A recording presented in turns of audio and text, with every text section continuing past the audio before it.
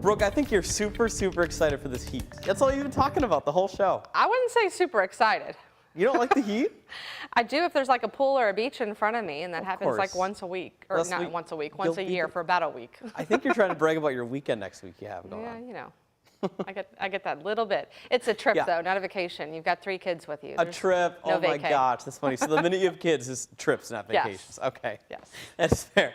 Right behind me, a nice little time lapse of the sunrise this morning, looking right over the Ohio River. Of course, the nice little tint to our sky right before the sun pops out begins around 5:10 in the morning, and our sunrise now at 6:15. And take a look at this, popping right above the horizon, looking to the east. It was a gorgeous start to the morning.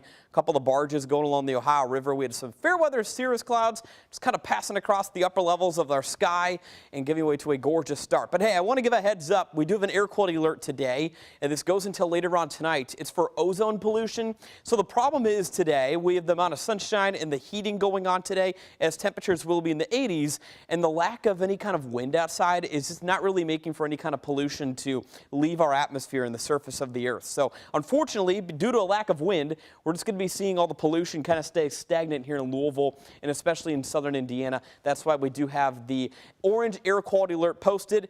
It's generally not an alert for the general public. It's more if you have asthma or do suffer from any kind of lung condition. Make sure you stay inside and kind of ride this out today.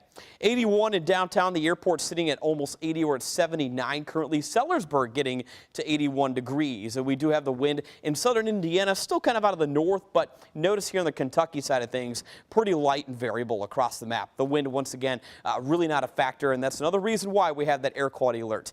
One thing I want to leave you with, though, of course, we have the air quality issue, but today, humidity is completely gone. We're noticing dew points in the 40s, which is very dry air, so it feels completely great outside, and it's going to give way to a high of 87. So we have the dry heat underway. Notice that wind staying extremely quiet all afternoon long. The only storms are staying well to our northwest, much of southern Minnesota and northern Iowa dealing with some storms here pretty soon.